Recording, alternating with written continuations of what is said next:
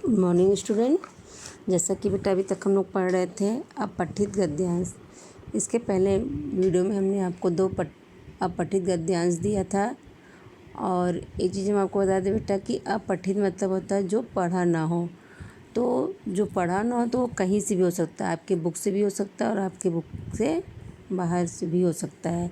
तो ज़रूरी नहीं कि आपके बुक में जितने अपठित गद्यांश दिए गए हम उसी में से हम आपको एक्सप्लेन करें, वो हम कहीं से भी दे सकते हैं और पेपर में भी आपके बाहर से ही आ सकता है, ज़रूरी नहीं कि आपके बुक से ही आए। तो अभी तक हम लोगों ने पढ़ा था चैप्टर 12 कैदी और कोकिला क्षितिज का। इसमें मैं बहुत से बच्चों ने PDF भी बना के अपने भेज दिया है, लेकिन अभी कुछ ही बच्चों ने भेजा, सिर्फ 4-5 स्टूडेंट ने भेजा है। तो कोशिश करिए कि आप लोग भी अपना PDF बना लीजिए और जल्दी से जल्दी हमें भेज दीजिए। आइए देखते हैं इसी का पठित काव्यांश, यानी जो पढ़ा गया हो। तो पठित काव्यांश में हमने आपको शब्द का भी करा दिया है, वाक्य का भी करा दिया गया है। अभी हमने सवैये का नहीं कराया है, आज कैदी और कोकिला का करवा रहे हैं। हम आपको 3 पैराग्राफ करवाएंगे, 2 का हम आपको आंसर बता देंगे, तीसरा आपको स्वयं करना होगा। और पठित काव्यांश को करने के लिए सबसे ज़्यादा विशेष चीज़ में ध्यान देना होता है कि ऐसा नहीं होता कि जो प्रश्न पूछा जाए उनकी पंक्तियाँ वहाँ पर उतार के रख दी जाए, उसका अर्थ परिवर्तन करके आंसर देना होता है। जैसे कोई आपको कहता है कि इसका प्रश्न अगर कोई पूछता है तो उसका अर्थ क्या होगा, उसे अपने शब्दों में परिवर्तन करके ही आंसर देना होता है, ना कि पंक्ति के द्वारा आप उसका अर्थ उत्तर दे दीजिए। क्योंकि अगर आप पंक्ति के द्वारा उसका उत्तर देंगे तो वो आपका सही नहीं होगा, इसलिए उसको अपने शब्दों में परिवर्तन करके उसका आंसर देना होगा। तो आइए देखते हैं कि पहला पैराग्राफ आपका क्या है। यहाँ पर हमने आपको एक्सप्लेन किया हुआ है पूरा चैप्टर। तो यहाँ पे पहला पैराग्राफ है, काली तू रजनी भी काली। यहाँ पर कवि किस समय का वर्णन कर रहा है, जब उसे ब्रिटिश शासन की अत्याचार के कारण चारों तरफ अंधेरा ही अंधेरा, यानी चारों तरफ अंधकार छाया हुआ नज़र आ रहा है, उस समय ये वर्णन किया हुआ है। काली तू रजनी भी काली, शासन की करनी भी काली, काली लहर कल्पना काली, मेरी काल कोठरी काली, टोपी काली कमली काली, मेरी लौ श्रृंखला काली, पहरे की हुंकती की ब्याली, तिस पर है गाली ए आली, इस काले संकट सागर पर मरने की मदमाती, कोकिल बोलो तो अपने चमकीले गीतों को क्यों कर हो तैराती, कोकिल बोलो तो। ये पैराग्राफ है आपका। अब आइए देखते हैं इसका क्वेश्चन नंबर 1 कि इसमें आपका क्वेश्चन नंबर जो 1 है वो आपको कैसे आपको आंसर देना है। तो क्वेश्चन नंबर 1 का है, कवि किस किस चीज़ को काली बताता है, ये काली चीज़ें कैसा वातावरण निर्मित कर रही है। क्वेश्चन नंबर 2, मेरी लौ श्रृंखला पंक्ति का आशय स्पष्ट कीजिए। कवि ने कोयल के कूकने की तुलना किससे की है, यह है आपका क्वेश्चन। आइए हम आपका आंसर देखते हैं कि इसमें कवि किन किन चीज़ों को काली बताया है। तो देखिए, कवि ने सबसे पहले कोयल को काली बताया है, फिर रात, शासन की करनी, कल्पना, काल कोठरी, टोपी, कंबल, लोहे की हथकड़ी आदि चीज़ों को काली बताया है। कोयल को छोड़कर ये सभी चीज़ें काली, भयप्रद और निराशाजनक वातावरण निर्मित कर रही है। आपको भी ऐसे ही आंसर देना है और इसे आप लोग फेयर कॉपी पे नोट करिएगा। क्वेश्चन नंबर 2 आपका था, मेरी लौ श्रृंखला पंक्ति का आशय स्पष्ट कीजिए।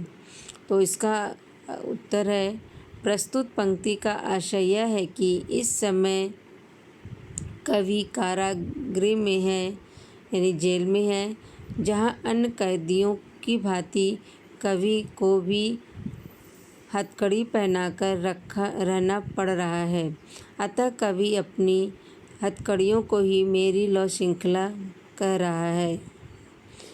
क्वेश्चन नंबर 3 था आपका, कवि ने कोयल के कूकने की तुलना किससे की है? तो यहाँ पर 3 का आंसर है, कवि कोयल को संबोधित करते हुए कहता है कि क्या तुम इस अंग्रेजी हुकूमत से लोहा लेने का मन बना चुकी हो? अतः कवि ने कोयल के कूकने की तुलना क्रांति के आह्वान से की है। तो पहला पैराग्राफ आपको समझ में आ ही गया होगा कि यहाँ पर 3 प्रश्न दिया है और 3 उत्तर भी मैंने आपको समझा दिया है। आइए सेकंड पैराग्राफ देखते हैं। क्यों हुक पड़ी वेदना बोझ वाली सी, यानी जब कोयल आधी रात को चीखती है तब कवि उससे जानना चाहता कि ऐसा उसने क्या देख लिया है जिसके कारण वो अर्धरात्रि को चीख रही है और उसकी आवाज़ कोमल न होकर बड़ी ही वेदना वाली लग रही है।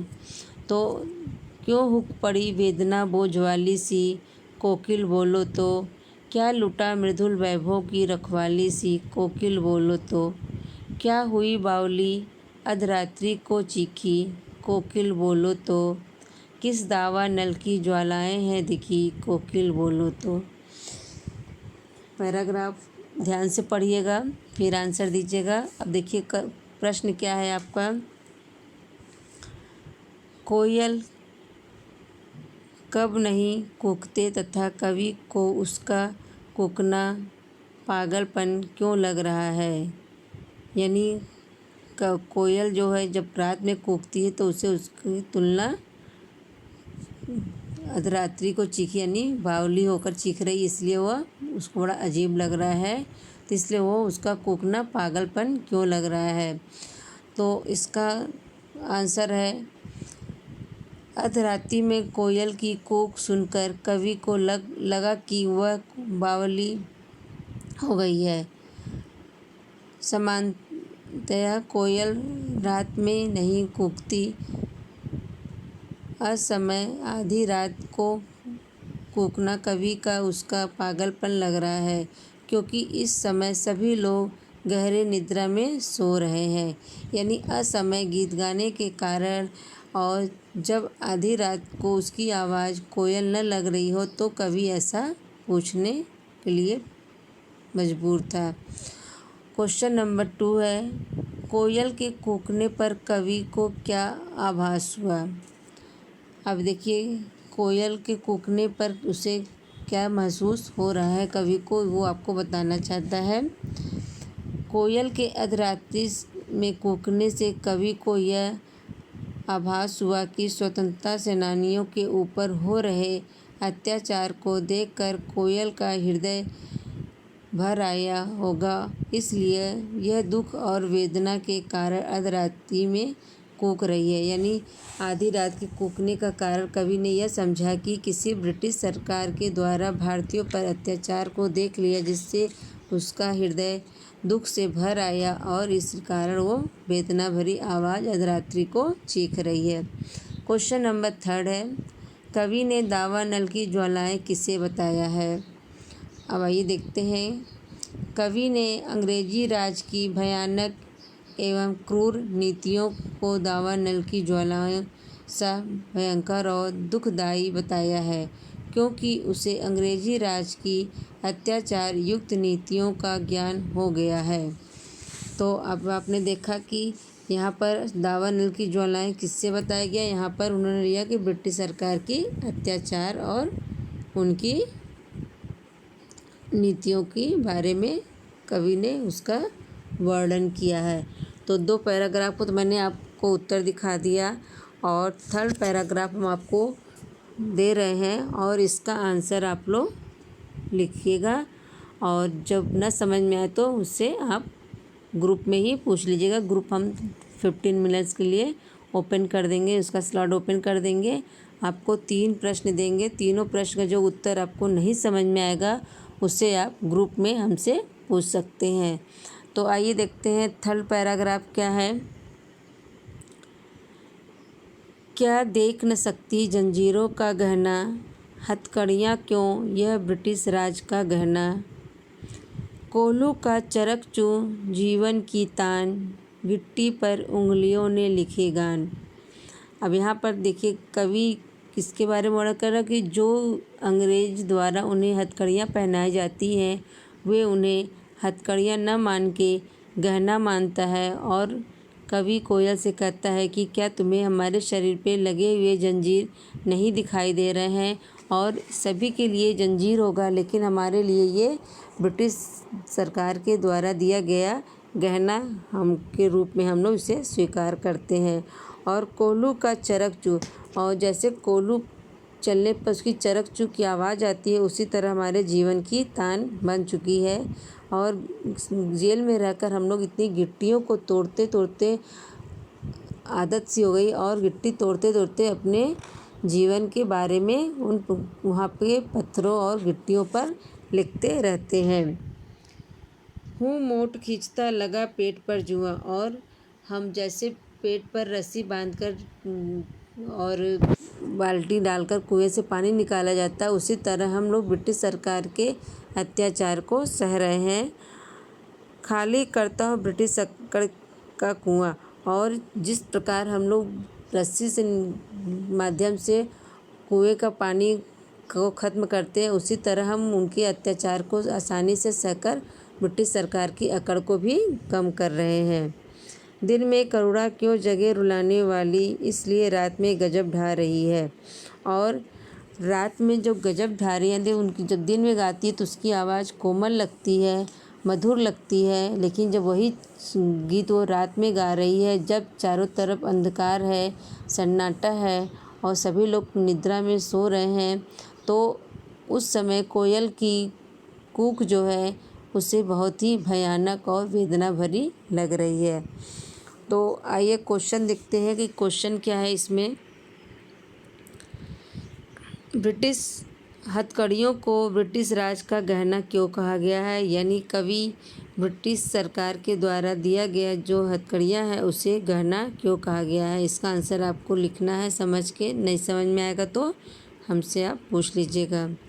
क्वेश्चन नंबर 2 है, हूँ मोट खींचता लगा पेट पर जुआ, खाली करता हूँ ब्रिटिश सरकार का कुआं। पंक्ति का भाव स्पष्ट करना है, इस पंक्ति का भाव आपको स्पष्ट करना है। और थर्ड है आपका, ब्रिटिश राज के समय जेलों में कैदियों को क्या श्रम करना पड़ता है, यानी ब्रिटिश राज के समय जेलों में कैदियों को क्या श्रम करना पड़ता है, नहीं वहाँ पर उन्हें क्या कार्य करना पड़ता है। तो मेरे ख्याल से आपको समझ में आ ही गया होगा। और जो आंसर आपको समझ में नहीं आया होगा वो आप हमसे पूछ सकते हैं कि वहाँ पर किस प्रकार के कार्यों के बारे में वर्णन हो रहा है और कवि किस के बारे में वर्णन कर रहा है। तो मेरे ख्याल से आपको तीनों पैराग्राफ अच्छे से हमने आपको एक्सप्लेन कर दिया है। इसके पहले भी हमने आपको पंक्तियाँ, एक एक पंक्तियाँ का व्याख्या हमने आपको वीडियो के माध्यम से बताया है।